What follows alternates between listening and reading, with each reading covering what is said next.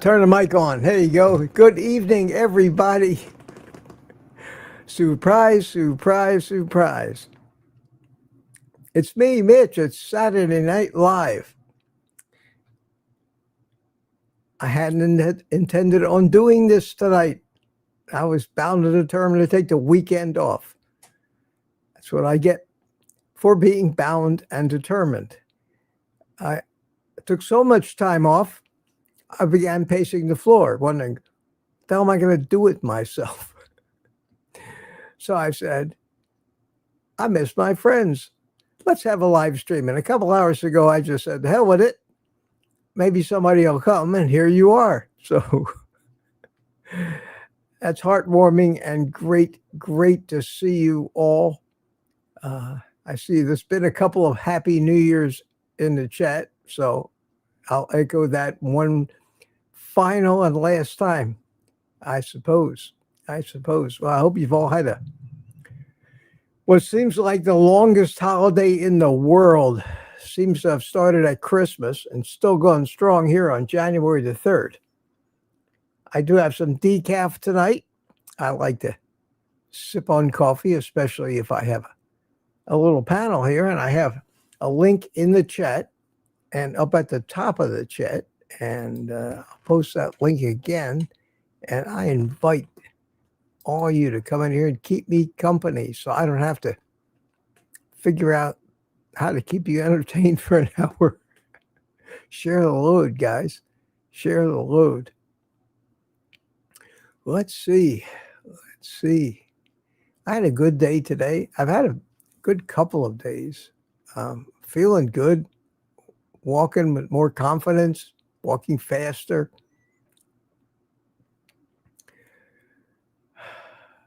I hope it keeps going. It keeps getting better and better. So drink it if you got it tonight. I have my apparently I have a fucking attitude coffee cup that my daughter bought me for Christmas, and I love it. And I love it. I don't see Tuka around tonight. Maybe he actually went to bed. Barry Simon's here. Hi, Barry. I see you there. Good to see you. And I want to thank, before we even get started, Tammy Petarch bought me a coffee already. Thank you so much, Tammy. What was the message? Let me take a look. Tammy said, happy to see you. The feeling is mutual, Tammy. Thank you so much for that. I appreciate it. I like coffee, so don't hesitate, guys, if you're so inclined. In fact, in a shameless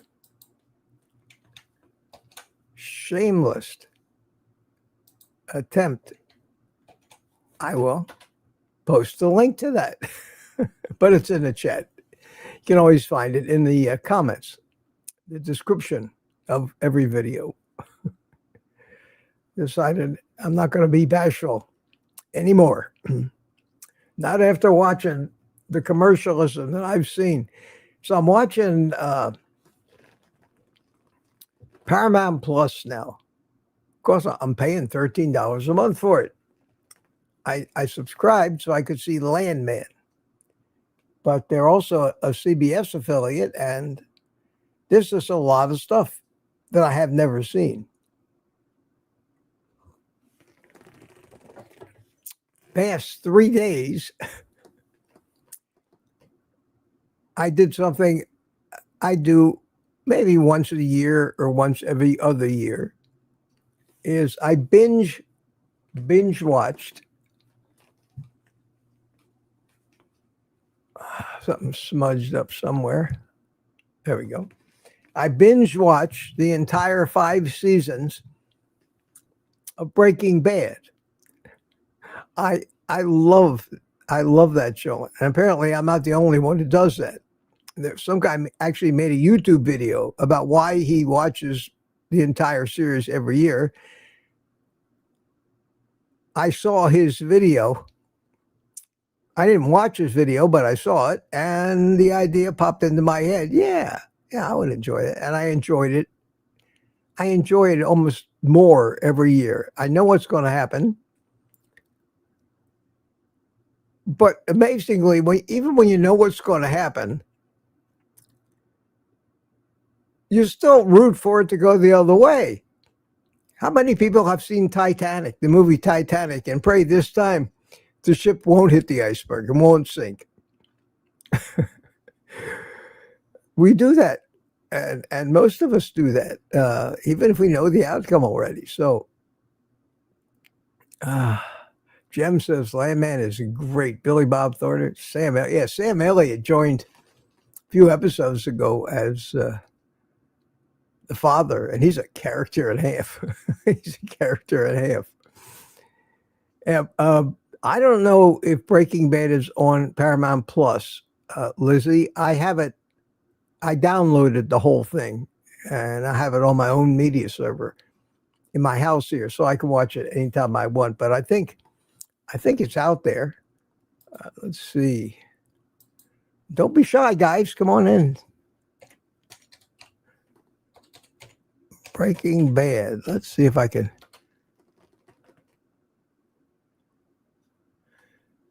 It's on Netflix. That's all I see there. I see it on Netflix.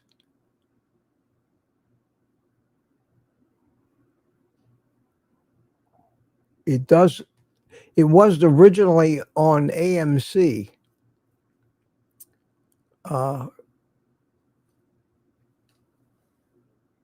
Let me see. Let me add a little bit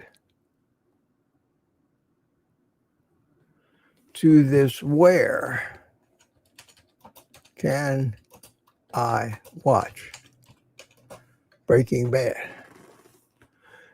Apple TV. It's on Amazon Prime, but you got to buy it. It's not free on Amazon Prime. You got to buy it on YouTube. Although, if you might want to try, if you're a premium member of YouTube, you may get it for free. I don't know. Take a look for it. It's Netflix too. It's, I think, one of the finest TV series ever put on television.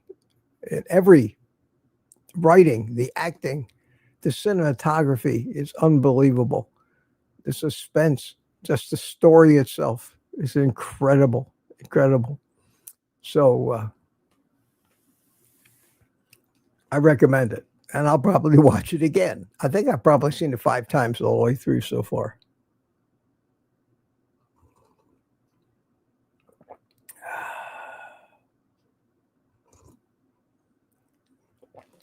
And you're all talking about Breaking Bad, and so far nobody in my green room. Well, we'll see. But I was watching, I finished Breaking Bad, and I said, well, now what? That was about the time this afternoon I said, maybe you're watching too much TV, Mitch. Maybe you should do the Saturday night live stream, just to let your friends know you're still around, because I haven't been very visible on YouTube lately, other than my usual live streams. Still mulling over in my head how I want to proceed. If I want to stop limiting the perception of my channel to just carnivore, because truth is, we generally talk about such a wide range of things, all kinds of subjects that I know something about that isn't carnivore, that might open my channel up to a lot of people who are under the impression that the only thing I do is say eat meat and give you the day off. So we'll see. We'll see. I'm still thinking about it. I'm thinking the problem I'm having and the debate, and if you want to comment on this, I'd appreciate it. The debate, my inner debate, is that my channel and my viewers now, and everything on my channel, including my website name, my email address, the channel name, all the graphics, everything I have says Old Guy Carnivore.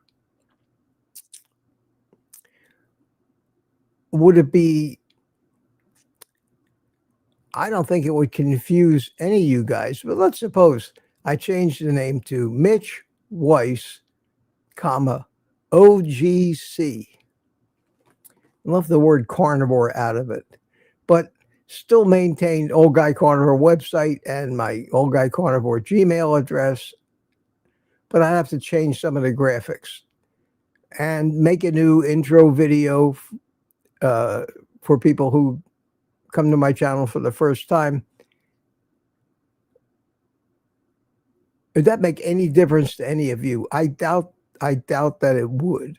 I still, Morning Coffee with Mitch, the names of these live streams I do would not change whatsoever because it's still Mitch. But I'm trying to make the decision whether divorcing myself a little bit from the carnivore identity, because in looking around at the biggest channels in the carnivore community, they don't have carnivore in the channel name. All right, Gary. See, Gary popped up in the green room. I'll be with you in a second. They don't have carnivore. Ken Berry doesn't identify. He talks about carnivore, but he doesn't identify it in his channel name. Neither does Sean Baker. Neither does Anthony Chafee. Neither does Bart K. Neither does Robert Kiltz. I rest my case. They use their names. And it might confuse some people, but the people that got confused were probably people that gave up on me a long time ago anyway. So I'm thinking about doing that. I can always change it back I think you can change it back in 2 weeks. So we'll see. I'll probably do it just as an experiment. It's not like I'm getting 20 million views a month and be afraid to lose them. So right now I got myself to lose by doing it. And I think it might broaden out my reach and maybe stop YouTube from hesitating to promote my channel like they do some of this really, all this garbage out there. Now, I wanted to tell you about the reason I told you about the Breaking Bad thing. This afternoon, I went back on Paramount looking for something else to watch. And, I've seen a lot of this stuff, but I saw this emergency room type drama called Code Black. As Barry's got it, Mitch Weiss, undercover rant man. I had thought about that, Barry. I had seriously thought about something like Mitch Weiss, comma, rants are us, or rant man, or something. But OGC, because a lot of people say, well, what does OGC mean? Oh, it means old guy carnivore. So we'll see. I haven't decided yet, but I've been thinking. Yeah, they like it. Sandy says, Barry, yes, old boss carb addict. Yeah. Well, I want to at least keep the letters OG in there somewhere. And I don't want the name like some of these names you get, like Bart K, his name is this long. I don't want to have that long of a channel name. So there's so many considerations. But anyway, back to what I was saying. So I found this emergency room drama. And I watched a couple episodes. And it's pretty good. You know, it's your typical situation type drama that you see on TV, and it's been done before. But this Code Black, it's set in the busiest Los Angeles hospital emergency room on the planet. And Code Black means they're at the busiest. And it's mayhem. It's absolutely mayhem. It's interesting. But the thing that struck me most about that was one of the shows on Amazon that even though I pay, was it $3.99 a month? Even though I'm an Amazon Prime member, I have to pay another $4 just to not have to watch commercials on everything. This particular series, you can't watch it without commercials. And about 5 times during the hour-long show, they interrupt with about a minute and a half of commercials. I found myself watching commercials on this thing. And when the first commercial came up, I went back and quick and took a look and said, well, why the hell are they showing me commercials? I'm not supposed to see commercials. But then what commercials they were kind of took over my fascination. And I don't watch anything with commercials. So I had no idea.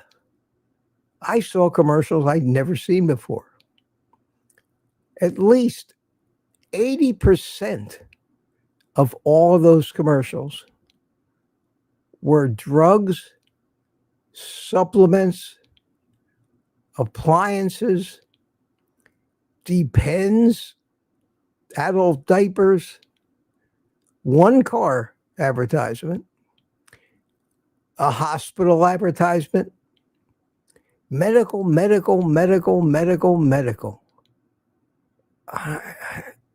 It's astounding. It's astounding. Astounding. And even the Depends commercial. I don't know if I can adequately describe it without sounding so politically incorrect, but it was a overweight, young, black female in her underwear, getting dressed to go out and party.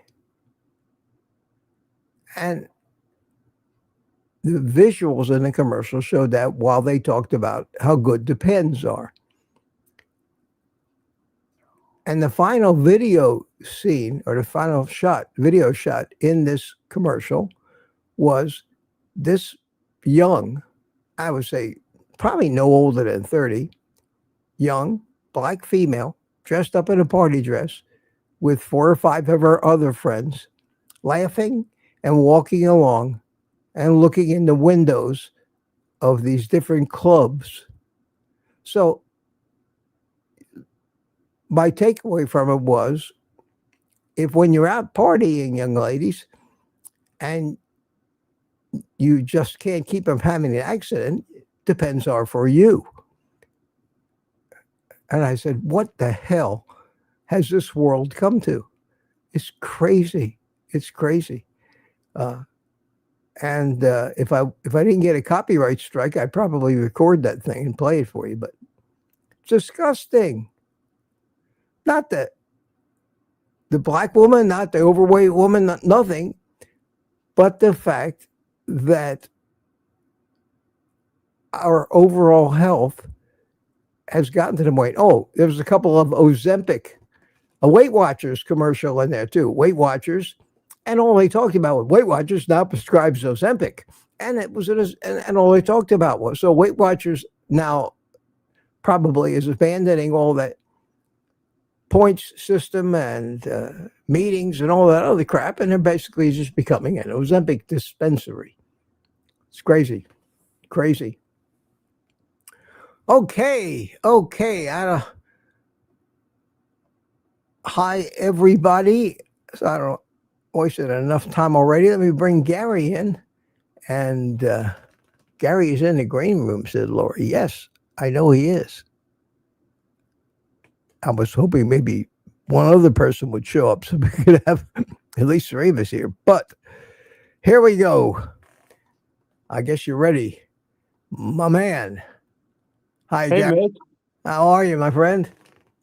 Normally on a Saturday night, I'd be out at the clubs partying, but I'm fresh out of the pen, so Yeah, I'm here with you tonight. Well, that's good. That's good. Obviously, you haven't seen the commercial. What commercial? The one I was just talking about. The Depends commercial with the young lady that was getting dressed to go out to party with her friends. And it was a commercial for Depends. Telling all the young people out there that, if you pee your pants while you're out in the clubs, here's your answer. You don't have to stop partying for anything anymore. Keep partying, keep drinking, keep eating.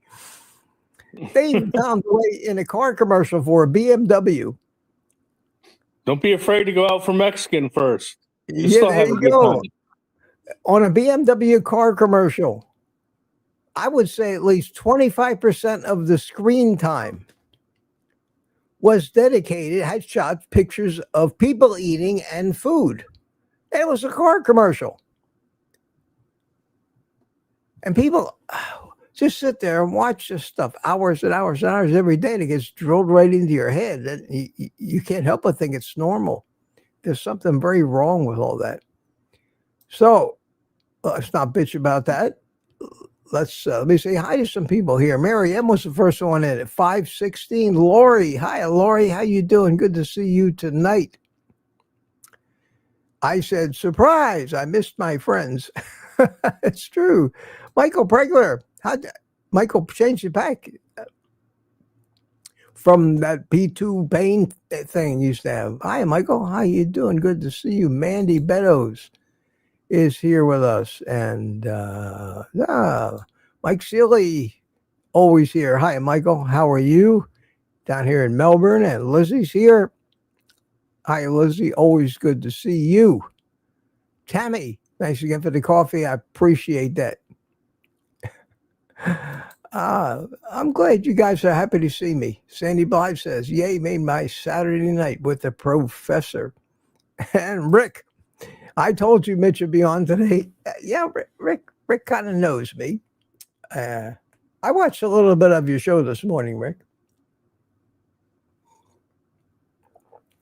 I sat quietly in the background. Yeah, I just can't get enough of that Milton drama. You know what I mean? Yeah, I can't get enough of it. Yeah, very captivating. You're a tack cat. This is the week. You get snip, snip. Oh, man. Poor kitty. Poor kitty. Richard Williams is here from Copper Hill, Tennessee, and Francine Bourgeois from Montreal. Hi, Francine. Good to see you. Good to see you. Well, surprise, surprise. You got good attendance here tonight. But I don't see, it must be other live streams going on. Because I don't see Peter, I don't see Lewis, I don't see Thomas. So obviously either they're all out having a big time or somebody else has got some live streams. But who cares? Who cares? So somebody else coming to the panel tonight. Jem, how you Yes, doing, please. Jem? Good to see you. I saw you were coming on tonight, Mitch. So I was like, oh, I'm going to go out in the garage and light up the cigar. But unfortunately, I got a cat in my lap. So it's not You happening. too, huh? You too. Brian, how you doing? Be Matt, good to see you. Good to see you. And don't forget, I did put the link to the panel in here. I will put it in again. Wow. A cat looks like Milton almost. Is it a black cat? Black and white. Oh, okay. Drex. Rex. Drex. I have D-R-A-X. okay. I have no cats. Donna Ray is here, Bacon Runner. How you doing? Good to see you. And Chris Swain from Australia is with us. Down under from tomorrow, where it's the 4th already. By the time we all get started, it's going to be the 5th of January, almost through the first week. Running Tab is here. Running Tab. How you doing, my friend? Good to see you. Who else we got? This was all before the show started. Linda Price, and trying to pick out some names to make sure I say hi. Barry Simon. Hi, Barry. Good evening, Mitch. I started out this thing with the little Rant Man preview there, and because I just split the screen in half, so.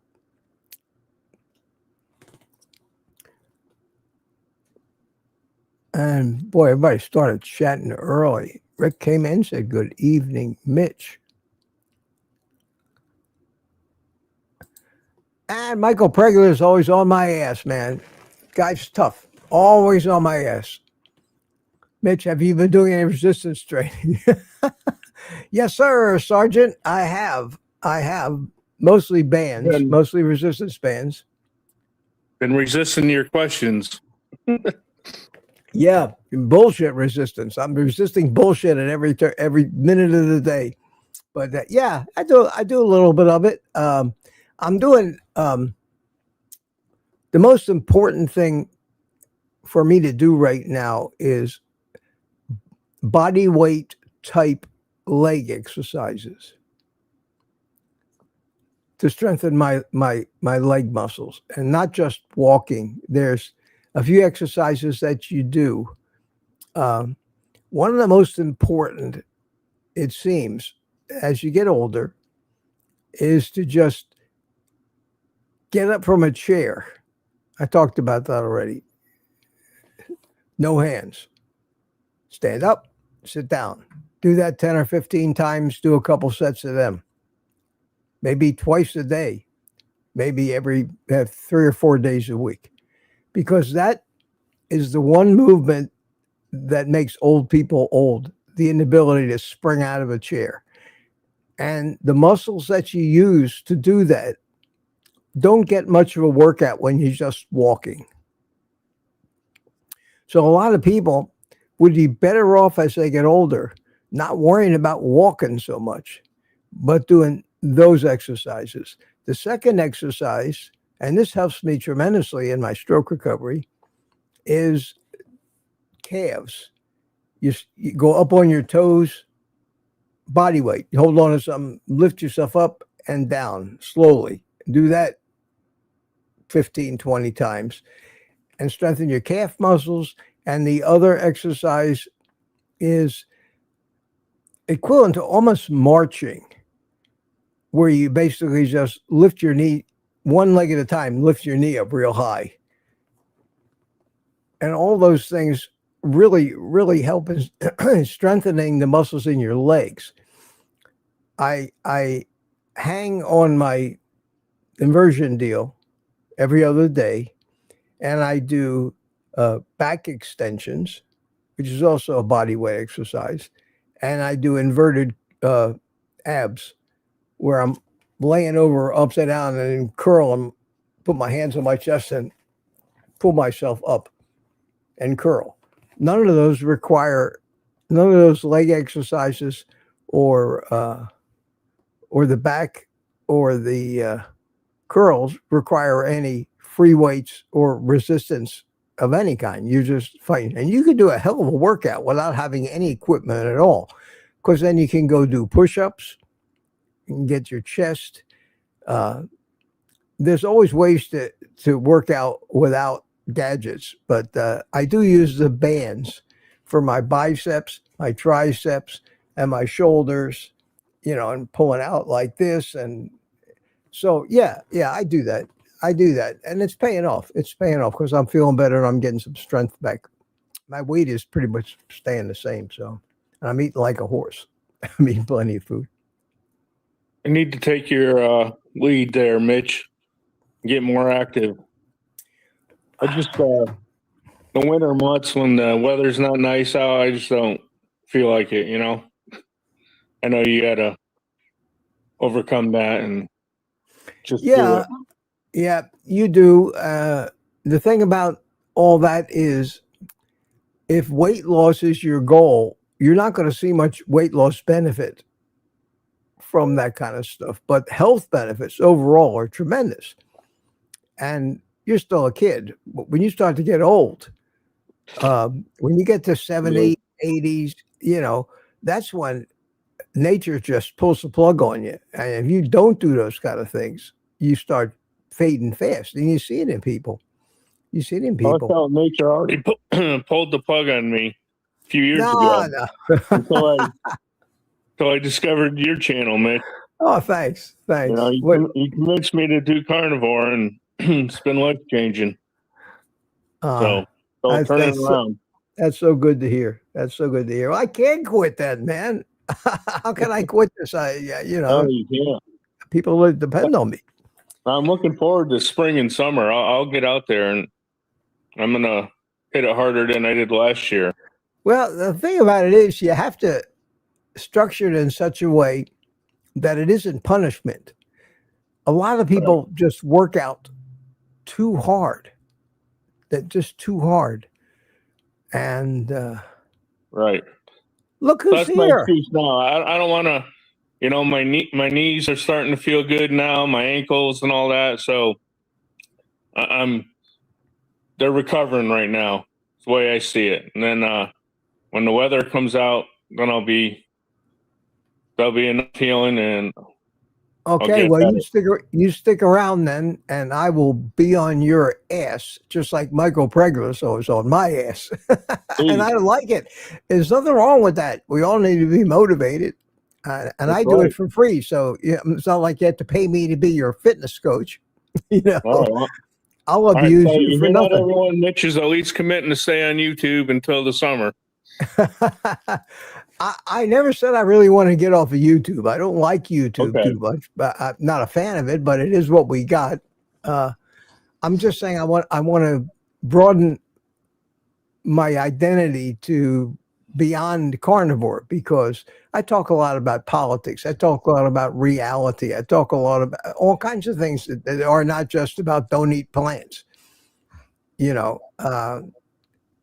we'll see. Even if I kept the name OldGuyCarnivore, I'm going to do that anyway. After watching Zane Griggs, I'm thinking I need to eat more vegetables, Mitch. What do you think? I would say, my honest opinion, although I like Zane Griggs, he's a nice guy, and I bought his book, Kicking Ass Over 50, him and Ken Berry, because I talked to him for 2 hours at that event in Orlando. Nice guy. But I don't agree with him. Look, Zane Griggs is a young, athletic, very fit, muscular guy that I could never be like him no matter what I did. I'm not made up that way. Rick's going like this. Yeah. Hi, Rick. Hey, Mitch. How you doing, buddy? Good. I knew you'd be here. Well, I kind of did too, but I wanted to stave it off to the last minute, not only as just for my own benefit, but to see if it made any difference whatsoever if I post it 20 hours in advance or 2 hours in advance. And it appears that it absolutely doesn't. Nope, we're always looking for you. And it may be better to post it closer to the time that it's live, because that's when YouTube might would probably push out the thing to people who normally watch me, and they say, wow, only 2 hours, and they wouldn't forget it as if it came out last night. Like some of these guys, Kilts and Ken Berry, and sometimes they do it 3-4 days in advance. Scheduled for June 7th, 2026 at 8 a.m. And you say, oh, let me make a mental note of that. It doesn't work that way. Doesn't work that way. Well, when I was watching this morning, you had a nice crowd. You had about 40, 50 people there. It was great. I got over 60 at one point. Oh, man. I got to watch out coming to get me. Nah, you got a lot more subscribers than me. I haven't even reached 4,000 yet. I'm just amazed I get that many participants. I don't think the number of subscribers has anything to do with it if you've been doing it a long time, because like I say, most of my subscribers don't even remember me or probably don't know I'm alive anymore. 3.5 million people don't watch Ken Berry's videos. Yep. It just doesn't happen. It doesn't happen. I think I still have some old drone guys who watch my stuff, but we show a nice community, and I'm happy with it. If it grows, it'll grow. If it shrinks, it'll shrink. But I'm not going to change who I am just to try to be more popular. It's not a popularity contest. So how's Milton? Does he have any clue of what's coming? He doesn't have a clue of what's coming, but he's still a little strange. You know, he's been trying to get outside today. I kept him inside. He hasn't attacked me, but he's been howling and walking around, and he knows there's cats out there. There's one he wants to fight with, and there's one he wants to mate with. So 4 more days, he'll be in my van, stuffed in a box, riding to the veterinarian. Well, sorry about that, Milton, but that's the price you got to pay to be a house cat. That's right. And I wouldn't want him outside because he'd be all torn up like all the other cats. Oh, they just fight like crazy.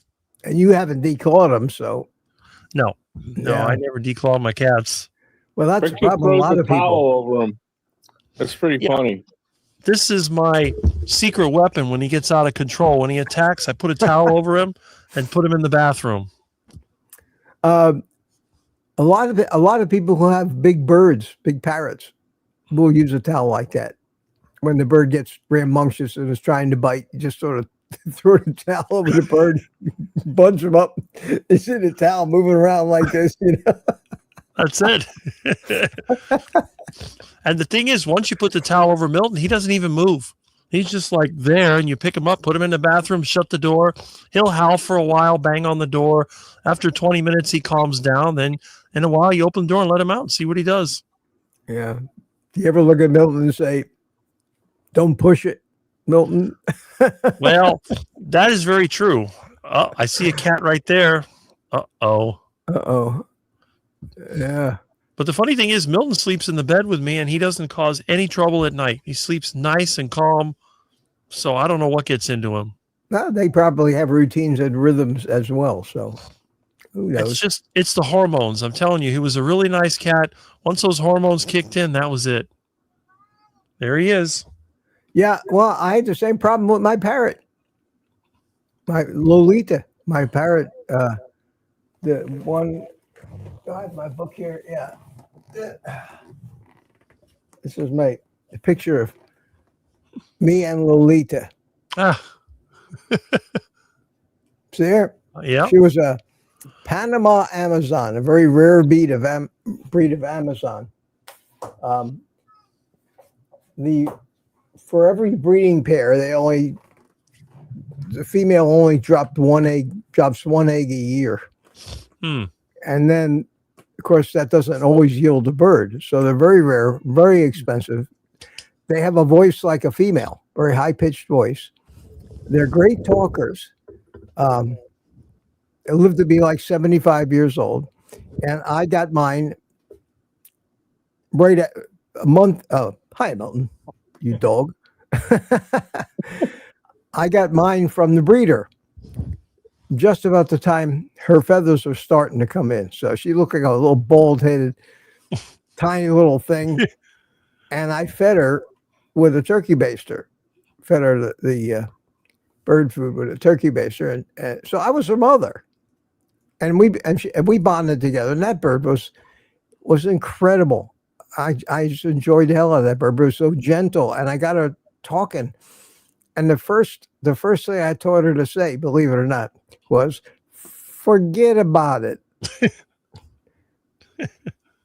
I don't have a record. I never thought that way back then. It was a long time ago to actually record that but I could still hear. Forget about it. She was saying, forget about it.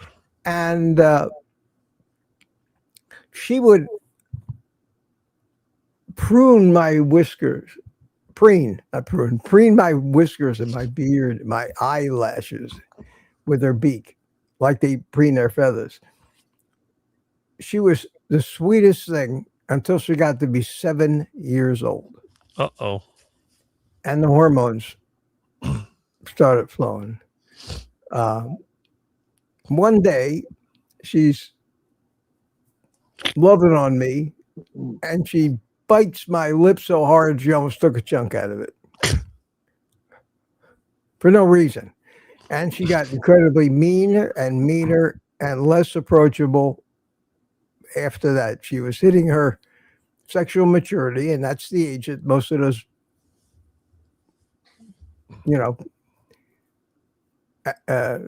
big parrots, the Amazon parrots, whatever breed of Amazon they are, which, runs from like an African gray is an Amazon, and they're all different,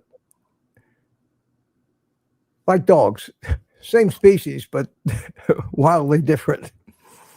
And I couldn't manage her anymore. It broke my heart. And I actually called up the breeder and asked their advice, and they said, nothing you can do about it. I said, well, I got to get rid of her. I can't live with this. And I gave it back to the breeder for nothing. Bird cost me $2,000. Wow. When I bought it. I gave it back to her. I figured, well, here, you take her. Maybe she'll turn out to be made up with one of your males and make a good breeding pair. Yeah. I can't handle her anymore. I didn't want to kill her. Although there were times when I thought rearing her little neck. So I know the feeling. About it's like having a kid turn against you. You love them. You don't want to hurt them, but sometimes you have to show a lot of restraint when they're out to try to hurt you in one way or another. Well, I know I've had cats before that were troublemakers, but after they got fixed, their attitude changed. Oh, yeah. You take the hormones out of the picture and all the difference in the world, but I don't know how you fix the bird. Never looked into that. I had a couple other big birds. I had a macaw, which are the big ones, macaw, and they're not my idea of a pet. They're just big, noisy, messy things and not lovable, unless maybe you raise them from an egg. But I didn't buy that bird. It belonged to a friend of mine who died. And before he died, he asked me if I would take the bird. He knew he was dying. He asked me, would you take this bird? And the bird's name was Duke. Of all things, Duke. And I said, yeah, I'll take Duke. And I got rid of Duke in about a month. So I couldn't take any more of that. And I had a cockatoo, an umbrella cockatoo. And they're different. They're very different. Their feathers have powder. You ever handled a cockatoo, Rick? White bird, like Beretta, remember Beretta, the Beretta bird? Yeah. Well, that's what I had. Mine didn't have the little thing sticking up from the head. Mine had a flat head. Here's what I'm calling an umbrella cockatoo. And that bird was a great bird, but again, she got old older and got mean. So no more birds for me. Sure. Or kids, birds or kids, or pets of any kind, because I have a tendency to get attached. I had 2 pet birds, both ducks. Ducks, yeah. Ducks. One lived 13 years. Did you eat it or did you bury it? It died of a heart attack. No. Yep, I cut it open. That was my Donald Duck. That was Donald. Daffy, I don't know what killed Daffy. Daffy just disappeared. What's the question on everybody's mind right now, is, well, what is the average lifespan of the average duck? About 5 years maximum. Well, the 13-year-old duck, that's like saying I have a 40-year-old dog. People will look at you, how the hell's that happen? I've had a 21-year-old cat. When they're pets, this is a funny thing about animals. Domesticated animals generally live longer than wild, even though a lot of them don't eat ideal. I think because of less stress, less disease, they just tend to last longer. You see it with cats all the time. 5 to 7 years for a wild feral cat, and most cats live at least 12 years that I know of. Wow. Gary would know. I'm looking through the chat. I'm looking through the chat here. And what's amazing is most of the people here tonight, and I'm not saying this in any way that matters to me one way or the other, but I find it interesting that on the live streams where it's open to everybody, not just the members of the channel, I get all these people come in, and I had a whole screen. If you look at this, what's on my screen right now, there's not a green one in there. See it? Mm-hmm.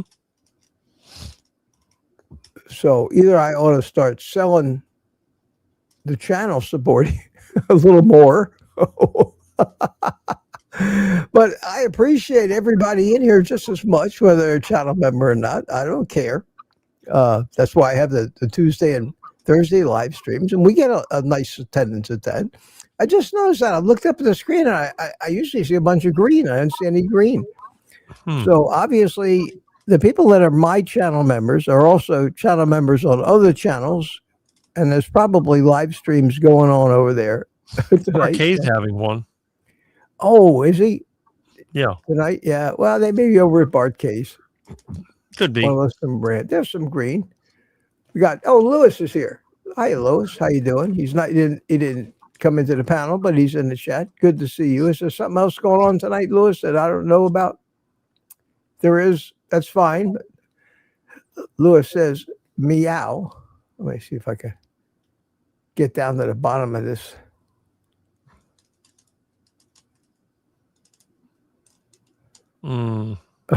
Gemma says, I asked the question about the OGC. She says, OGC is like MD. Well, I could put all kinds of letters after my name. I could string 20 letters after my name. Nobody would know what all that stuff. Who the hell knows what FACS means? How many times have you seen that after a doctor's name? MD, I don't know what it means. FACS. I don't know what it means either. But I have a general contractor's license. I'm licensed. I say GC. I say OGC. I have all kinds of pilot ratings. I could say that, but why? I don't know. Does that really impress people? MD, I think, impresses people if I was a medical doctor, but I could put MD after my name. More ducks. Just make up something that it means. Yeah. I could put RM up there. Mr. Ducky. Rant Man. But I want to keep the OGC if I change it. I still haven't decided to do it for sure yet. I don't know.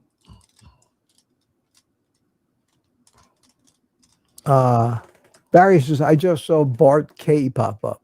Yeah. Yeah. Laurie says, Mitch has a monkey named Spanky. Mm-hmm. Indeed, I do. Yeah. That's the kind of pet to have, Rick, right there. There you go. That's It doesn't the kind of attack pet you. No, doesn't attack you. Doesn't eat much. You don't have to clean up after him. The only reason I got Milton, I felt sorry for him when my neighbor found him. I didn't want him to end up in the animal shelter. Oh, man, your life would not be the same without Milton. He's become such a part of your identity. That's true. You know, ever since I started the live stream, I had him. I started the live stream about a couple months after I got him. And he was always causing trouble. Oh, really?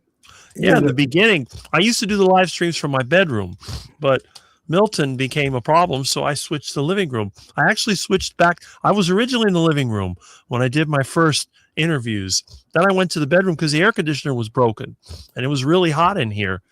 So then I went ahead and went to the bedroom, and then I fixed the air conditioner and came back. You know, everything here is falling apart. Oh, of course. Jem says, Rick, you are great in panel. That's it. Blow up his ego a little more. And I got to tell you, Rick, I like your hair better the last time without the bro cream in it or lard or whatever you got stuck in it. There's no lard in it now. No, I really thought that it actually made you look younger. If that's important to you. Well, that's true. I did change it because of what you said. I have a lot of respect for your opinions because you've done a lot of things. You've been successful and then, you know, fell out of it, came back. It's like the ultimate comeback man. That's Mitch. Yeah, that seems to be the story of my life. Look at that. You come back from a stroke. I don't know anybody that is a comeback like Mitch. Really? Yeah. Most people, they just give up. They run into one or two problems and they give up. Well, I don't give up either. I don't. And stay that way. Stay that way. Jem says, I forgot about the bunkie. And who's this? This is Carnivore Jerry. Hi, Jerry. Jerry was a great guest on our New Year's Eve show. Yes, she was. We loved having you, Jerry. Come in more often and see us. Peter is scheduled to be on Thomas's show in January. I saw that thumbnail pop up today on the 7th. I'm getting my teeth cleaned on the 7th. I have to drive to Orlando, go to my dentist. Every 4 months I go in.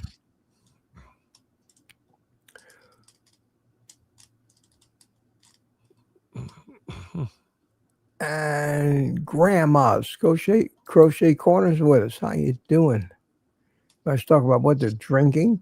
We have Mike from Canada here. Hi, Mike. Resistance bands are definitely highly effective. They are. In a lot of respects, they can be better than free weights or machines. Mm-hmm. But most people don't use them right. They're very flexible. Duh. Unless they break. Boing. Yeah.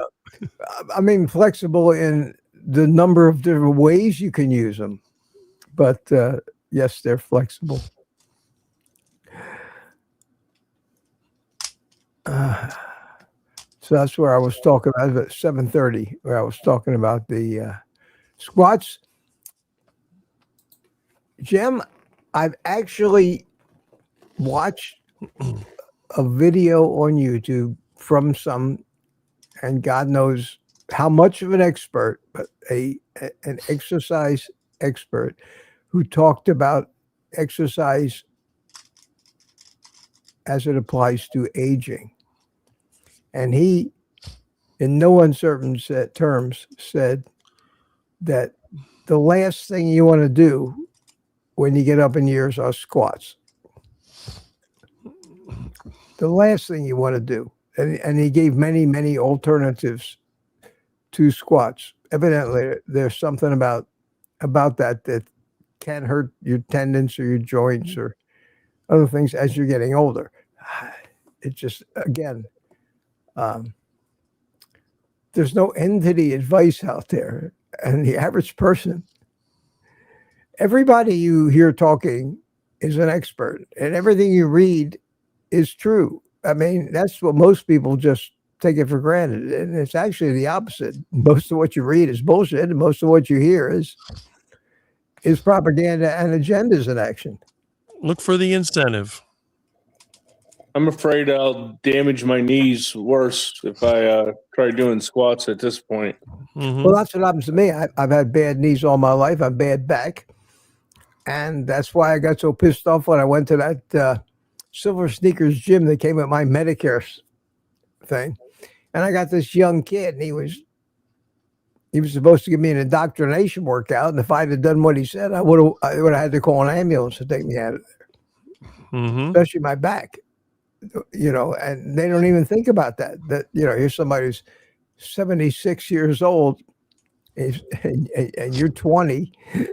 So you're giving him the same workout you give your 20-year-old friend who plays on the football team, Everybody I know my age has back trouble. Everybody. Well, humans in general we're still have the skeleton designed to walk on all fours with a slight modification. That walking upright is not something our ancestors did. You go back far enough. So our lower back is still a weak point, which is why you have to really concentrate on doing core exercises. Strengthen your ab muscles, strengthen your back muscles to support the joints. I was always told that the taller you are, the more likely you are to have back trouble. That seems to be a big problem. Well, it makes sense, doesn't it? Because of leverage. Right. And can you believe I've never had back pain in my entire life? I can believe that, Rick. And it's terrific considering all the heavy lifting that you do. But That's you another probably know thing. how to lift. You lift with your legs. Yeah. Well, what I do, I don't force anything. I think this is the difference. A lot of people I know, they'll push really hard. If I can't lift it comfortably, I'll get a machine to do it. I'm not That's going to smart. torture. Yeah. Because what I do, I start lifting. If it feels like it's too much, say, no, I'm not going to do it. I'll go get a cherry picker. I don't know. There you go. Get the Bobcat. I have back pains, but one thing I never had in my life is migraines or headaches even. I mean, the only closest I've had to a headache was one time when I tried quitting caffeine for a few days. I was getting caffeine headaches. But other than that, never had any headaches. My wife, on the other hand, she suffers migraines all the time. Probably because married to me, but I'm kind of the same way. Lori put a chat. She said that my favorite part of Mitch's book was the part about Lolita. Most of you have not read my book. If you're in my private community, there's a link to download a digital copy of it for free in every private community live stream. This is my book. Most people who read it never make it all the way through because it's like my mind. There's a lot of really strange stuff in this book. But I do have a chapter about Lolita, and it shows you a lot about how I think. The chapter name, let me see if I can get my table of contents here. Find the Lolita chapter. Yeah, it's called A Little Green Thing Named Lolita on page 67. And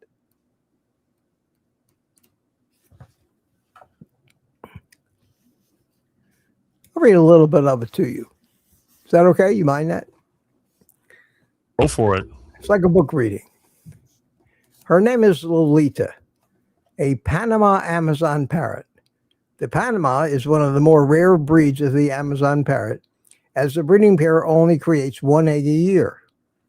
Panamas are relatively unknown due to their scarcity, but make an outstanding, gentle, talkative, well-adjusted pets. I bought Lolita when she was 2 months old, still in the hand feeding stage. Although fully feathered, well, she really wasn't fully feathered. She was developing feathers at the time. She was still a baby, unable to eat on her own, requiring the assistance of a mother. Up until I came along, Mom had been the lady who owned the breeding pair. The bird had to be carefully fed a soupy-looking mixture of special diet through a large syringe. And she mimicked the up and down head movements of swallowing that you would see if her actual parrot mother was doing the feeding. Although the breeder recommended that I wait until Lolita was weaned onto solid food, I decided to take her home and play mom for another month or so. It was messy with food splattering all over the place. Once I got the technique mastered, the food went into the bird, and I probably experienced the closest thing to motherhood a man can feel. Lolita and I started to bond. I want to introduce the term bonding at this point as an actual experience we've had. I have my own theories of why bonding occurs between species, but that will come later.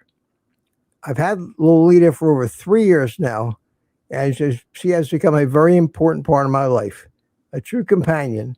I would surely grieve if I were to lose her.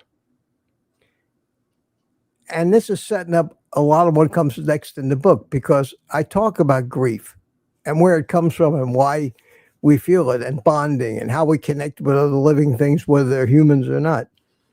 I suppose that she would grieve if she were to lose me as well. Animals do experience grief, you know. I was fascinated by her behavior. Light here is not the greatest to read this book. As she busily went about her business of eating, playing, and making sounds. I will never forget the day when it dawned on me. She was almost 3 months old, just starting to eat on her own. I sat looking at her as she sat on her perch. I watched in awe for 30 minutes or so as she went through a ballet of preening her feathers one by one. A choreographer could not have orchestrated a more beautiful, well-planned, precise, accurate set of coordinated movement in a lifetime of work. She zipped her split feathers one by one, as if she had been doing it all her life. Where did she learn to do that? In just 3 months, with no other birds to show her how. Obviously, she was born with that knowledge. And I'm using this whole chapter. That's all I want to read right now, but I'm using this chapter to show how I set up what comes later in the book of the description of instinctual behavior, inherited behavior, where it comes from. Because I've developed this understanding of how everything that we are, we can always attribute to the generations that came before us. And that's what the book is about. It's about the realities of how these things happen, and to try to take the mysteries out of how the hell, like, some animals can get up on their feet and walk as soon as they hit the ground, dropping out of the womb. How do they know this? Whereas we humans, it takes us a year. And the premise of the whole thing was that basically we're all born with an operating system. We come with an operating system. And I don't know. I found that fascinating. Well, that's enough of that. And thank you. Thank you, Lori. I'm glad you enjoyed that part.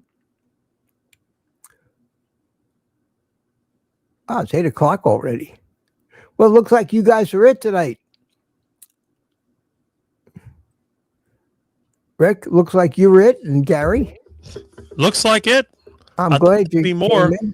Yeah, I'm glad you came in. Well, it's been an hour. Got almost 100 people. Wow. People are just shy. What you say? Some people are just shy, I guess. Well, or else they find the three of us so fascinatingly entertaining. True. Well, I gotta tell you, Rick, you make a great guest. You too, Gary. You guys make great guests, and Lewis as well, and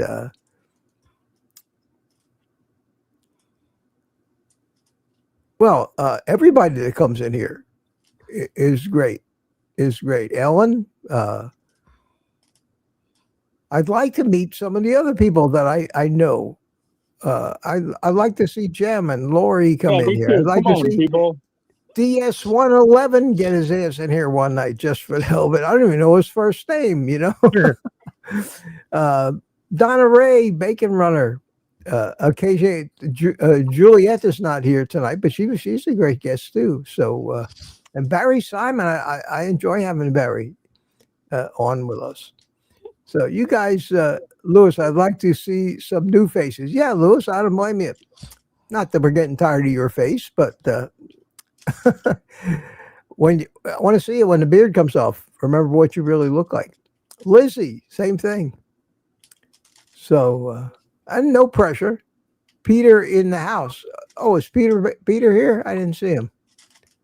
There he is. Better late than never. Better late than never. Oh, I'm driving home from work. I just got off work. Whack. I thought there was no show tonight. You said, "Oh, I'm tired of this. Well, I'm tired of this." I just want to see if you're paying attention. You know? Oh, Peter, I gotta turn on your echo cancellation. Hold on a second. Let me see if I can do that. Hold on. No, it's on. Mine? Echo cancellation. I'm getting a big echo from you. An echo? Yeah. My voice is coming back to me about 2 seconds later. Through your channel. Maybe he has Well, YouTube on. I could go. Don't bother. No, I'm don't on my bother. cell phone. I'm on my cell phone. Yeah, it's screwed up, but don't bother now because I'm almost ready to finish up. But I'm Just glad. mute me. I'm glad you came on. Does anybody else hear that echo or just me? I hear it. Yeah. Yeah. Okay. I'll mute you, Peter.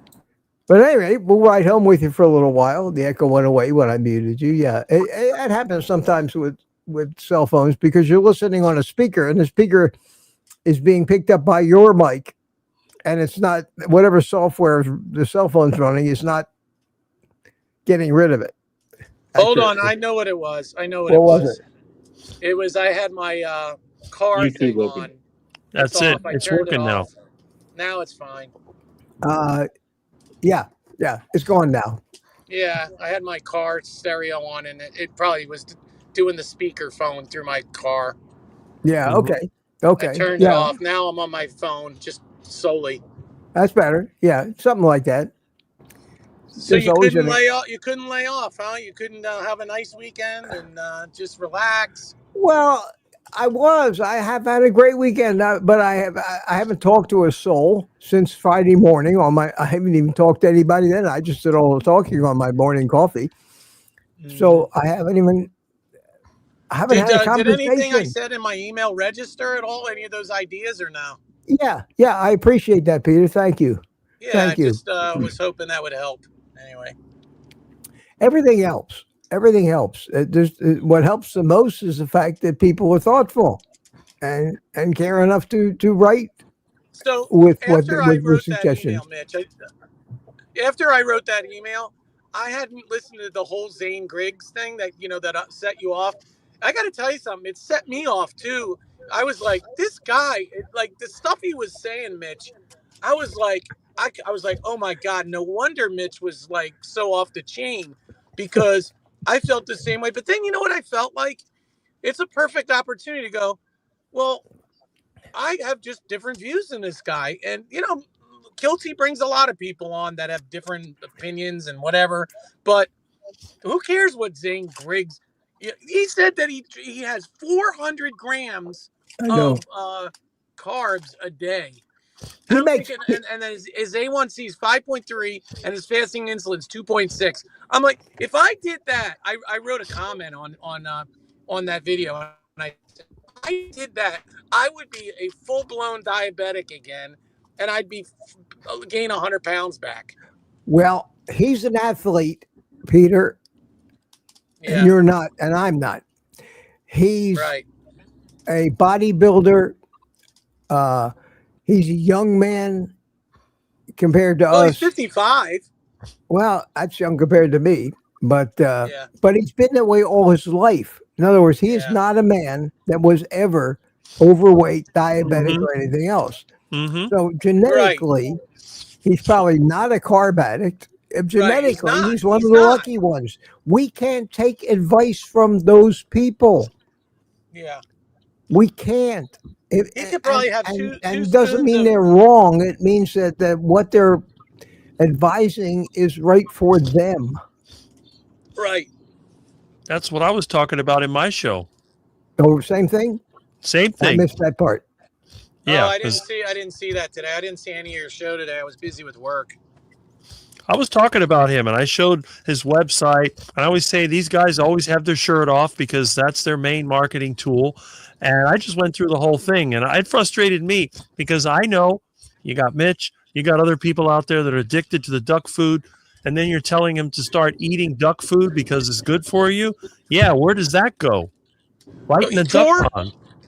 Rick, 400 grams of carbs a day. I don't even know if I could do that. I don't even think if I tried, I could get up that high. I don't know if he does that every day, but That's what he That's said. ridiculous. No, he said that's what he does, and he was bragging about. He says I eat 400 grams of carbs a day, and my A1C is 5.3, and my fasting insulin is 2.6. I felt like saying, you know what? Whoop-dee-doo for you. It ain't gonna do that for me. This is Sugar Diet 2.0 says CB. Hiya, CB. How are you, my friend? Yeah. Good to see you tonight. Good to see you. Anyway, but you know what? But here's what I kept thinking to myself. Who cares what any of these people say? Mitch, you know what? You have your own unique thing, and you have a following, and you have at least 100 people that are diehard people that agree with what you say, and it doesn't matter what anybody else says. So who cares? No, well, the only reason I look at, I try not to mislead people. Right. No matter who they are, or I mean, and people who don't, and maybe he's doing nothing wrong. Like I said, I had a great conversation. He was a very nice guy. But well, I don't think he's trying to mislead anybody. I think for him it works. So he thinks it's okay for everybody. Yeah. I mean, which is wrong. He's just wrong. That's all. Well, Bob, what I'm afraid of is that people will just consider him an authority and just completely trash all the hard work up to this point that they've done to try to change their life, because that's what they want to do. I've been talking about that lately. I've said so many times that it's easier to convince somebody they should eat the stuff they're addicted to than they shouldn't, because they want to believe. People want to hear what they believe to be true. They want to hear what they want to hear. They want to believe what they want to hear. And most people, when somebody says, don't believe all those people that say you can't eat a quart of Ben and Jerry's ice cream a day, I'm telling you, you can, and here's why, and give you some lame excuse, more people will say, yeah, I believe that. Not because there's any truth in it, but because their addiction grabs onto it and uses it as a rationality. And I know I've fallen for that myself, for God's sakes. How many times I've tried to find some lame reason why it's okay for me to start eating blueberry ice cream as long as I only eat a little of it. And then I can't. I know I can't. And the whole bag of blueberries is gone. And I'm going, what the hell was I thinking? I should have known better. But even I fall for it. And I know in advance that I'm going to fail. But I still want to believe there's some way for me to have that, because I've been conditioned like that all my life. Food, I treat that kind of food as a treat, as a reward. It's like me. Peter, just like the whole concept of comfort food. Just the word comfort. Steak. You guys going to keep me here all night. Holy cow. Hey, I wanted to, Hey, Mr. Rick, Cat. Listen. I gotta tell Rick something. No. I'm not going to stay. Sorry, Peter Lewis came in and nobody heard a word of what that last. I'm not going to stay. Win Dixie, Rick, has T-bones for $4.99 a pound. No way. I talked about that on my live also. Really? Okay. Is it good steak? Doesn't matter. It's Well, great. I was joking about it. It's just When does that sell over? When does that sell over? Sunday, tomorrow. Huh?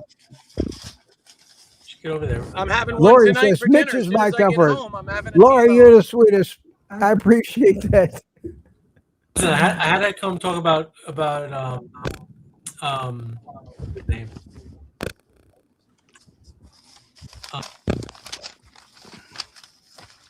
What's it? What? Zane Griggs. Can you guys hear me? Yeah. Yeah, we hear you, Lois. Oh, We're waiting he's for so full of, Rick. he's so full of shit. He during the Kilts interview, he was like, remember, he narrated the documentary Animal. Yeah. He was like, I didn't know it was about the carnivore diet. I looked at the credits of the documentary today, and he's listed as an associate producer. Oh, really? Now, yeah. They made a lot more out of that movie than it really was. They tried to publicize I it. just think he's full of shit. He knew what the movie was about. Well, I don't think it was a carnivore movie. I think it was a movie just to say we should be eating more meat, but not. It didn't say you should be eating only meat, and it didn't say you should be eating no plants. I don't think, if I remember right. correctly. Mitch is Besides right. the people they had on it, the doctors and everyone, you know. Yeah, well, they had Ken Berry, and Ken Berry's channel is certainly not carnivore. He And- calls himself a carnivore, but his channel is low carb, basically, and every variation of it. And at Hack Your Health, he was wearing these T-shirts. I don't know if Rick remember the T-shirts he was wearing at Hack Your Health. That I don't remember, but I pour did some see it. sugar on me, and like it was all about carbs. Okay. He's a shit stirrer. He's, you know. You should see how much fruit he ate at the breakfast. I know. Yeah, Dude, he so eats 400 grams. 400 grams of carbs a day. wow. But he was looking at says, my "Oh, the plate how meat- high it was. He started talking about this indigenous population, which I don't even know who he's talking about, that they eat 80% carbs and they're perfectly healthy. They have no heart disease. You should have heard him on this video with Kilts. I'm like, I heard him. which indigenous tribe is he talking about? I don't know which First one he's of all, talking about. The Talking fallacy about in all islands. that, the fallacy in all that stuff is if your ancestral line didn't come from the same place as that particular indigenous personality, you cannot compare yourself to them. We can't eat like Eskimos.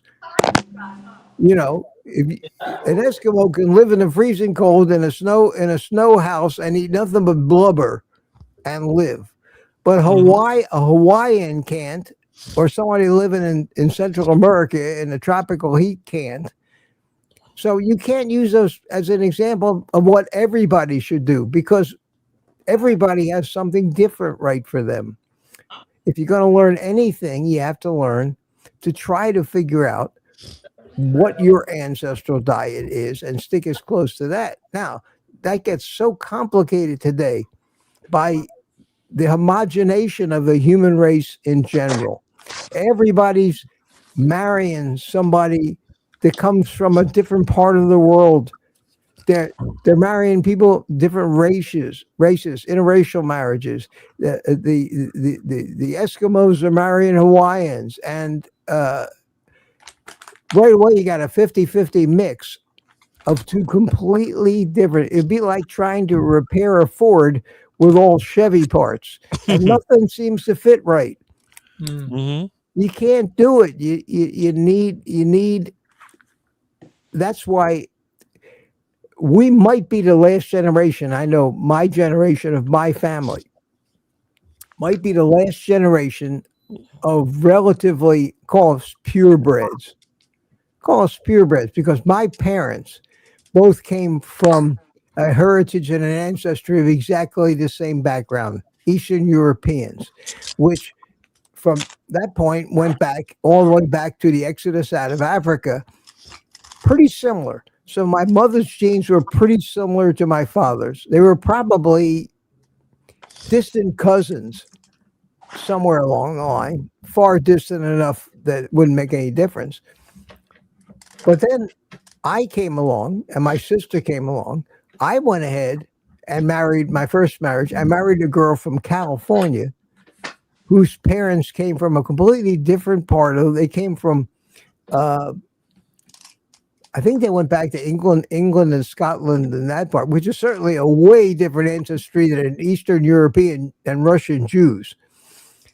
So both my kids only got half of my DNA and half of hers, which accounts probably why they're so screwed up. My son has the worst allergies on the planet, and I have no allergies. And then they went ahead and married people that were so totally different than them that it diluted it again. So my grandchildren really only have a quarter of my DNA, and God knows what the rest of them are made of.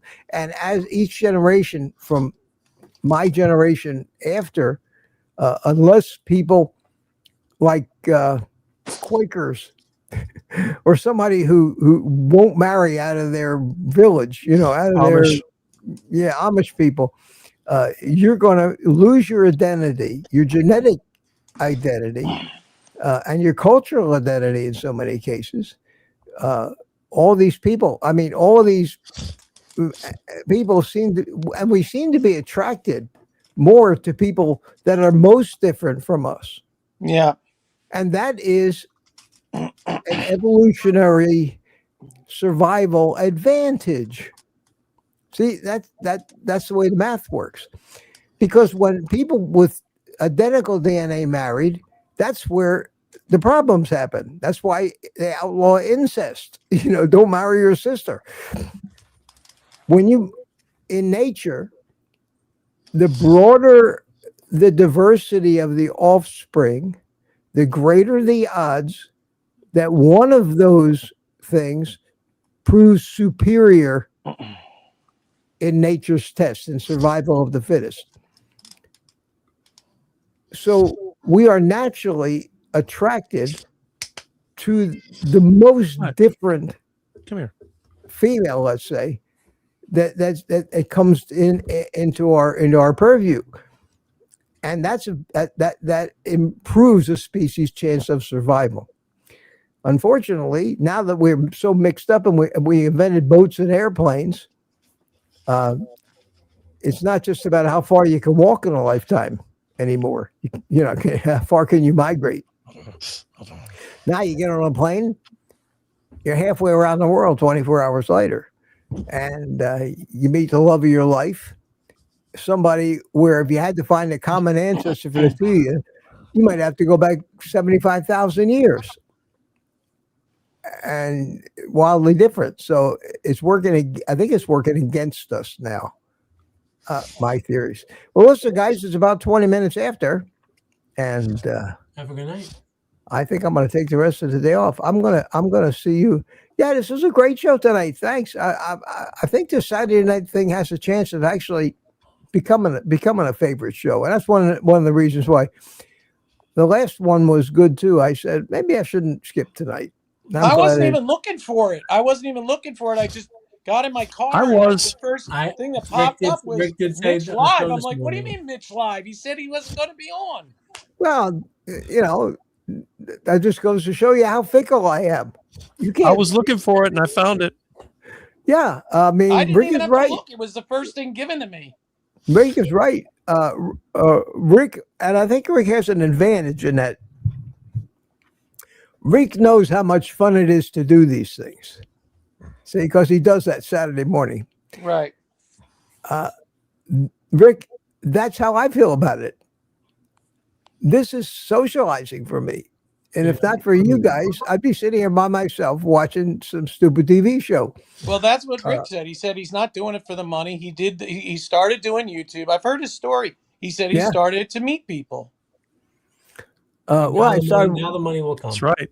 Yeah, I started with the drone thing, but I'm doing fine. I'm doing fine. But the prime reason I don't want to, I can live without the few bucks I make on this, but I don't think I could live without the contact and without you guys.